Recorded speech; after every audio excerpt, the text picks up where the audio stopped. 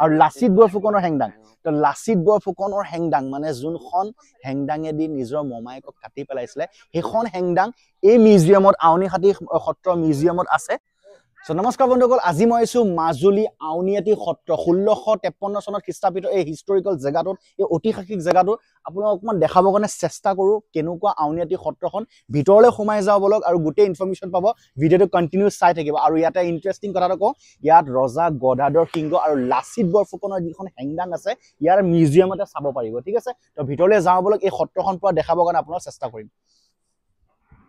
Guys যেতিয়া মই আউনীহাটী সত্ৰখনৰ ভিতৰলৈ সোমাই যাওঁ বলক এই 1653 চনৰ খ্ৰীষ্টাব্দ আৰু ভিতৰলৈ সোমাই গৈ অকমান দেখাবৰ কাৰণে যিমানখিনি পাৰো আজি মই আপোনালোকক আউনীহাটী সত্ৰখন দেখাবলৈ চেষ্টা কৰিম আৰু দুটামান হিষ্টৰিকেলৰ কথা কম ইয়াত কি আছে কিয় আপোনালোকে ইয়াত আহিব লাগে সেইকেইটা কথা মানে বলক আৰু এই চাওক এন্ট্ৰেন্সটো এনেকুৱা মানে গেটবোৰ দেখিছে ইয়াত মাছ কিবা কিবি লিখা আছে ইয়াতে আপোনালোকে পঢ়ি লওক এই চাওক এয়া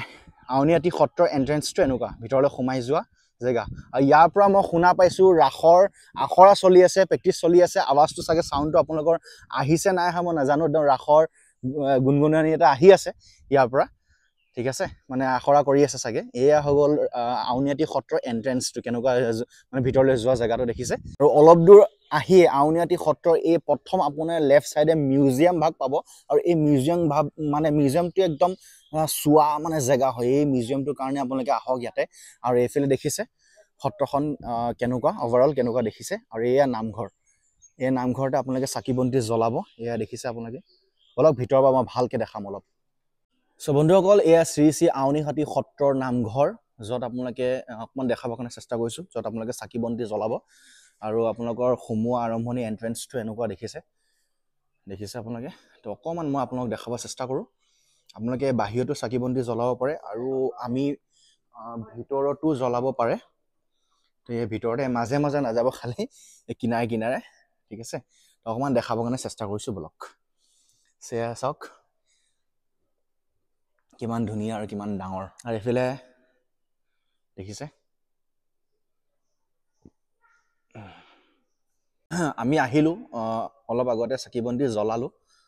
আৰু আপোনালোকক অকমান এতিয়া দেখাবৰ কাৰণে চেষ্টা কৰি যাতে আপোনালোকে আহিলে মানে আৰু ইয়াত বহুতে শান্তম মানে একদম কুল পৰিৱেশ শান্ত পৰিৱেশ একদম ভাল লাগিছে গাইজ আউনীহাটী সত্ৰ নামঘৰৰ ভিতৰত আছো আৰু নামঘৰৰ ভিতৰত য'ত আপোনালোকে চাকি বন্তি জ্বলাব সেইখন অকমান দেখাবৰ কাৰণে চেষ্টা কৰো বলক তো ভইচটো অকমান ডাউন কৰি পিনে যেনে তেনে মই ভিডিঅ'টো শ্বুট কৰিছো আৰু আপোনালোকক দেখাবৰ কাৰণে আৰু এয়ে হৈ গ'ল ভিতৰৰ ভাগটো দেখিছে আৰু আপোনালোকে নিজে চাওক শ্ৰদ্ধাৰে কিনো কম আৰু আপোনালোকে ভালকে চাওক আৰু অকমান কথা জানিবৰ কাৰণে চেষ্টা কৰো বলক সো আমাৰ ওচৰত এই সত্ৰখনৰ এই ককা এজন বহি আছে তেখেত আপুনি ককা ইয়াতে থাকে সত্ৰতে থাকে ন তো এইখন আপোনাৰ কিমান চনৰ হয় 1600 এইখন আপোনাৰ ৰজাঘৰীয়া সত্ৰ বুলি কয় আহোম ৰজা জয়ধ্বজ সিংহৰ পৃষ্ঠপোষকতাত 1653 চনত এই সত্ৰখন প্ৰতিষ্ঠা হৈছিল আচ্ছা 1653 চন আৰু কোনে খ্ৰীষ্টাব্দ কৰিছিল এইখন আপোনাৰ আহোম ৰজা জয়ধ্বজ সিংহ আহোম ৰজা জয়ধ্বজ সিংহৰ এখন সত্ৰ স্থাপিত কৰা হয় ন তেতিয়া প্ৰথম সত্ৰাধিকাৰ আছিলে নিৰঞ্জন দেৱ গোস্বামী আচ্ছা তেওঁৰ দিনতে মানে ৰজাই মানে সত্ৰখন প্ৰতিষ্ঠা কৰিছিলে হয় কৰি পেলাই সত্ৰৰ নামত এই আসনখিনি বা এইখিনি মানে তেওঁ কৰিছিলে তেওঁ দান দিছিল মানে এইবিলাক দান দিয়া বাহিৰেও তেওঁ মাটি বাৰী সত্ৰৰ নামত মানে এইবিলাক বহুত বস্তু দান দি থৈ গৈছে হয় তাৰপৰা তেতিয়াৰ পৰা ধৰক আজি প্ৰায় 400 বছৰ হ'ল সত্ৰখনলৈকে চলি আহিছে ইয়াৰ বিগ্ৰহসকল যেন দেখিছে বিভিন্ন ৰূপত আছে মাজৰ ভাগ আমাৰ ভগৱান কৃষ্ণই আমাৰ গোবিন্দ নামে উপাসনা কৰে মানে আমাৰ সত্ৰ মানে উপাস্য দেৱতা গোবিন্দ নামে আমি জানো আৰু তেওঁ বিভিন্ন ৰূপত আছে কাষতে আছে মানে গিৰিধাৰী আছে এইফালে আছে ভুৱন মোহন বুলি আছে আৰু দুই মূৰে আছে চতুৰ্ভুজ বাসুদেৱ তেওঁ বিভিন্ন ৰূপত আছে ৰাতিপুৱা মহাপ্ৰভু স্নান হয় পূজা হয় নামঘৰত নাম কীৰ্তন হয় সন্ধ্যা আৰতি হয় এনেকৈ চলি আহিছে আচ্ছা এই আউনীহাটী সত্ৰখনৰ বিষয়ে যি ককাই অলপমান আপোনালোকৰ আগত কৈ দিলে যিমানখিনি পাৰো মই আপোনালোকক ইনফৰমেশ্যন দিবলৈ কাৰণে চেষ্টা কৰি আছো আৰু অকণ আগলৈ দেখাওঁ বাকীখিনি ঠিক আছে তো ধন্যবাদ ককা একদম গাইজ এতিয়া মই আউনীআটী সত্ৰখনৰ প্ৰথম লাই সূতাটো দেখাবৰ কাৰণে চেষ্টা কৰিছোঁ। এই লাই সূতা মানে এই তুলসী সূতাটোৱে প্ৰথম লাই সূতা হয়, মানে যেতিয়া এই সত্ৰখন স্থাপিত কৰিছিলে বনাইছিলে, তো এই সূতাত এই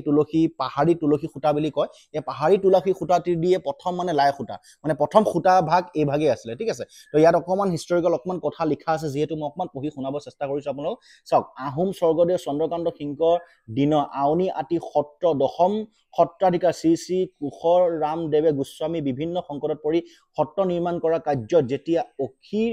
অবীৰ হৈ পৰিছিল, সেই সময়তে এগৰাকী বিপ্ৰই ৰাতি সপোন দেখুৱাই অনুসৰি গোসাঁই ঈশ্বৰে ব্ৰহ্মপুত্ৰ পাৰৰ পৰা ভকতসকলৰ দ্বাৰাই সত্ৰলৈ এটি বৃহৎ সূতা অন্যান কৰিছিল। মানে এইটো সপোনত দেখাইছে মানে যে এনেকে সূতা এটা উটি আহিব বা এনেকে আৰু। তো ঠিক আছে, তাৰ পাছত লিখিছে যে এই বৃহৎ সূতাটি আছিল পাহাৰী তুলসী সূতা। তো এয়া হৈ গ'ল আপোনাৰ হিষ্টৰিকেল, মানে এইটো আপোনাৰ লাই সূতা বুলি কৈছোঁ মই আৰু, ঠিক আছে। লাই সূতা লিখাই আছে। তো 1653 চনত খ্ৰীষ্টাব্দ এই আউনীআটী সত্ৰখনৰ প্ৰথম লাই সূতা এয়া পাহাৰী তুলসী সূতা। আপোনাক অকণমান দেখাব চেষ্টা কৰিছোঁ কিমান পুৰণা, 400 বছৰ আগৰ এটা বস্তু মানে এটা দেখাই আছোঁ। ভাল লাগিছে, মই নিজেও চাই ভাল লাগিছে। তো আউনীআটী সত্ৰখনত আৰু অকণমান বস্তু দেখাবৰ কাৰণে চেষ্টা কৰোঁ, ঠিক আছে। কেনেকুৱা সত্ৰখন বলক। চ' ককা, এই তুলসী সূতা যি বাহিৰত আমি দেখিছোঁ, এইটো মানে কি, ইয়াৰ হিষ্ট্ৰীটো অকণমান ক'ব নেকি? মানে সত্ৰ যেতিয়া প্ৰতিষ্ঠা হৈছিলে, হয়, তেতিয়া মানে গোবিন্দ মহাপুৰুষে সপোনত আহিছিলে, মানে তেওঁ আহি পেলাই মানে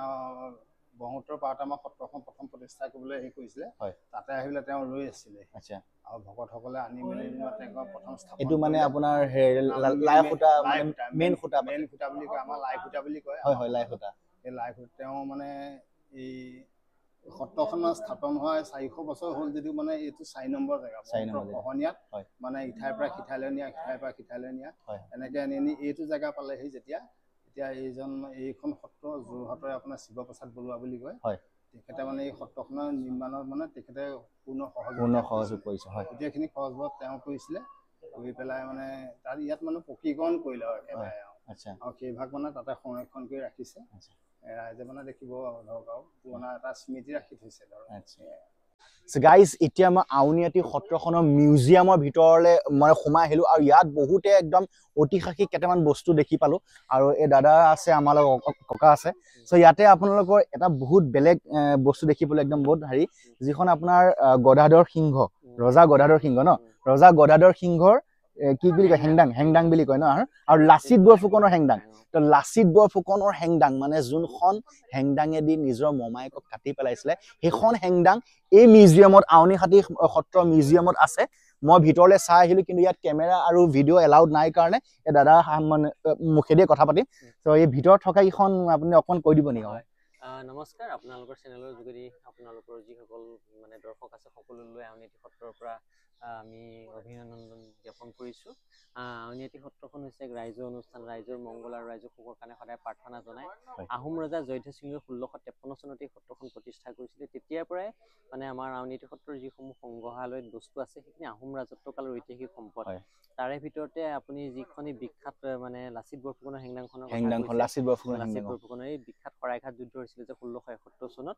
আহোম ৰজাই মানে ৰুদ্ৰসিংহই আমাক সত্ৰলৈ দান দিছিলে, আৰু লাচিত বৰফুকনে সেই শৰাইঘাট যুদ্ধত ব্যৱহাৰ কৰা সেই হেংদাংখন। আৰু অসম চৰকাৰে যি 400 বছৰীয়া জন্ম জয়ন্তী যে পাতিছিলে, তেতিয়া এই হেংদাংখনকে সকলো টিভি চেনেলত দেখুৱাই আছিল। আৰু ৰজা গদাধৰ সিংহৰ হেংদাং ভাগ আছে। তেখেতে যেতিয়া মানে নগাৰ হাতী তেনেকে পলায়ন কৰি যেতিয়া ঘূৰি ফুৰিছিলে, তেখেতে ৰক্ষা কৱচ হিচাপে এই হেংদাংখন ব্যৱহাৰ কৰিছিলে। আৰু এইখনো মানে ৰজা যেতিয়া গদাধৰ সিংহ ঢুকাইছিলে, ঢুকোৱাৰ পিছতে আহোম ৰজা ৰুদ্ৰসিংহই তেখেতে ভাত খোৱা কাঁহী বাতি জলপান খোৱা বানবাতিৰ সৈতে গুৰু ঘৰীয়া হিচাপে সত্ৰলৈ দান দিছিলে। সেই বস্তুকেইটা আছে, আৰু চবতকে এটা বিখ্যাত বস্তু আছে হাতী দাঁতৰ পাতি। এখন অনন্য হাতী দাঁতৰ খৰমো আছে, চেন্দেলো আছে, হাতী দাঁতৰ হাত, হাতী দাঁতৰ লাখুটি,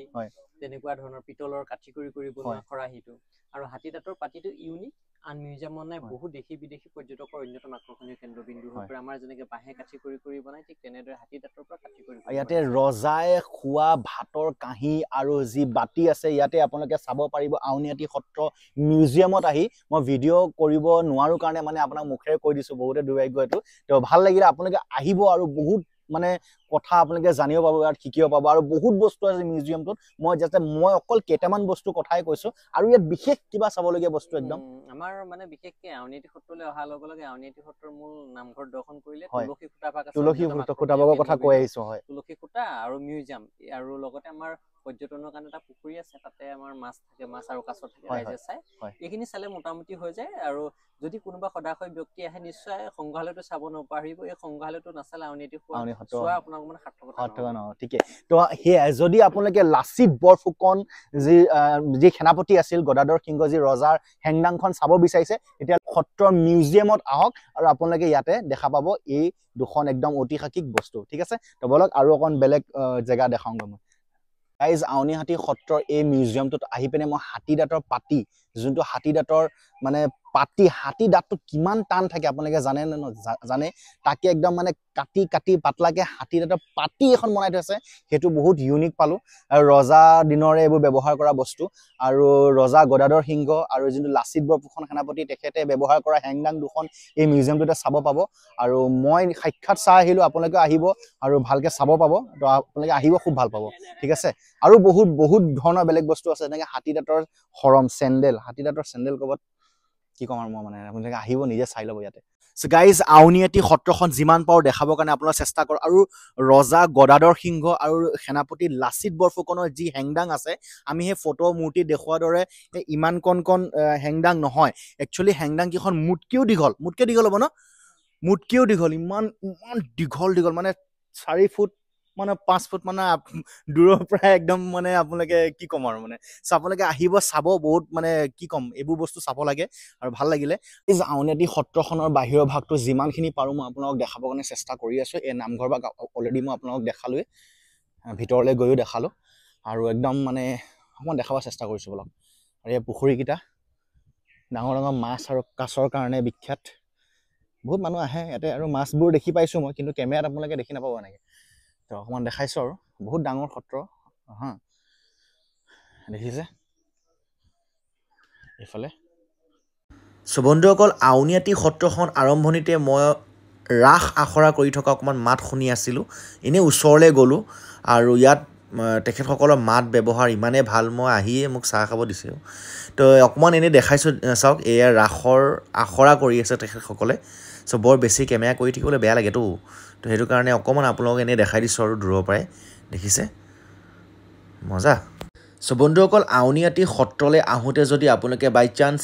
ধূপ চাকি তেল শলিতা ইত্যাদি আপোনালোকে কিনিবলৈ পাহৰি যায় প্ৰসাদৰ পৰা আদি কৰি তো ইয়াত দোকান আছে সকলো বস্তু ইয়াতে আপোনালোকে পোৱা যায় আপোনালোকে ইয়াৰ পৰা কিনিব পাৰিব